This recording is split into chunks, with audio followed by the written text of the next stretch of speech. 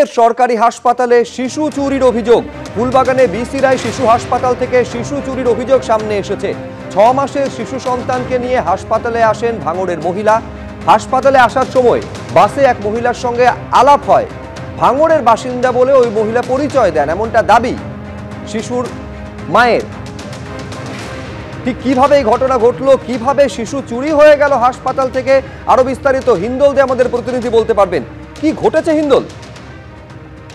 একেবারে শুভ্রজিৎ, এই অভিযোগে কিন্তু সেই শিশুর পরিবারের তরফ থেকে করা হচ্ছে যে 6 মাসের শিশু সন্তানকে নিয়ে কলকাতার ফুলবাগানের বিসি রায় শিশু হাসপাতালে এসেছিলেন ভাঙড়ের বাসিন্দা এবং তার সেই শিশুটির জ্বর এবং ঠান্ডা লেগেছিল এবং সেই সমস্যা নিয়ে তাকে হাসপাতালে নিয়ে আসা হয়। কিন্তু আসার পথে ভাঙড় থেকে যেখান থেকে তারা বাসে উঠেছিলেন সেই সময় একজন মহিলাও সেই বাসে ছিলেন। সেই মহিলাই আলাপ জমান এবং সেই মহিলা কিন্তু সঙ্গে সঙ্গে এই পরিবারের সাথে আসে এবং পরবর্তী ক্ষেত্রে হাসপাতালে সেই শিশুটিকে দেখে তার মা যখন ওষুধ কিনতে যায়, সেই মহিলার কাছে রেখে যখন ওষুধ কিনতে যায়, এই ওষুধ কিনে এসে দেখতে পান যে সেই শিশুও নেই এবং সেই মহিলাও কিন্তু সেখান থেকে বেপাত্তা। তারপরেই খোঁজাখুঁজি শুরু হয়। দীর্ঘ খোঁজাখুঁজির পরেও তারপরে পরবর্তী ক্ষেত্রে তাকে পাওয়া যায়নি।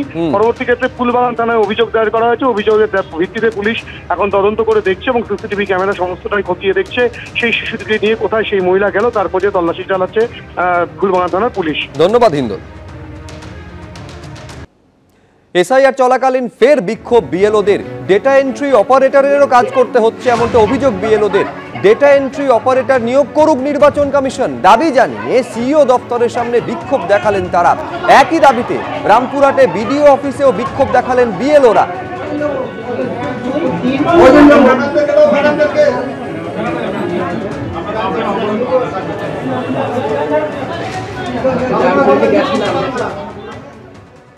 বারোটি রাজ্যের সিইওদের নিয়ে বৈঠক মুখ্য নির্বাচন কমিশনারের।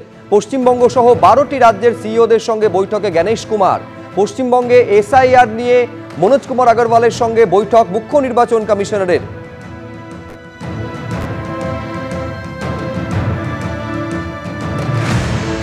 একাধিক অনিয়মের অভিযোগকে সামনে রেখে কলকাতা হাইকোর্টে জোড়া মামলা দায়ের হয়েছে। শিক্ষামন্ত্রী তা নিয়ে কি বলছেন দেখুন। বিরোধীরা কি বলছে কি যায় আসে, মামলা তো করেছে, মামলা ফলাফল দেখে নিন। আমি তো মামলা ওয়েলকাম করছি, মামলা মামলার মতো হোক না, সে কি আছে, কি করা যাবে। আমাদেরও এসএসসি যারা লয়ার আছেন তারা তো অ্যাপিয়ার করবেনি। শিক্ষামন্ত্রী বলছেন এসএসসির জ্ঞান তো কোনো দাগি প্রার্থীর নাম তালিকায় ওঠেনি, কিন্তু দাগি প্রার্থীর নাম উঠেছে এই অভিযোগে মামলা দায়ের হয়ে গিয়েছে আজ কলকাতা হাইকোর্টে। সুপ্রিম কোর্টের নির্দেশের পরেও কিভাবে পরীক্ষায় বসলেন দাগিরা, কিভাবে ইন্টারভিউয়ের তালিকায় তাদের নাম উঠলো, এই প্রশ্ন তুলে মামলা দায়ের হয়েছে আদালতে। একমাত্র বিশেষভাবে সক্ষম প্রার্থীদের কিছুটা ছাড় দেওয়া হয়েছে। এত সতর্কতা সত্ত্বেও দাগি প্রার্থীরা সুযোগ পেলে ভেরিফিকেশনের সময় তাদের বাদ দেওয়া হবে। স্কুল সার্ভিস কমিশনের হাতে সেই ক্ষমতা সব সময়ই আছে। প্রেস বিবৃতিতে একথা জানিয়েছে স্কুল শিক্ষা দপ্তর।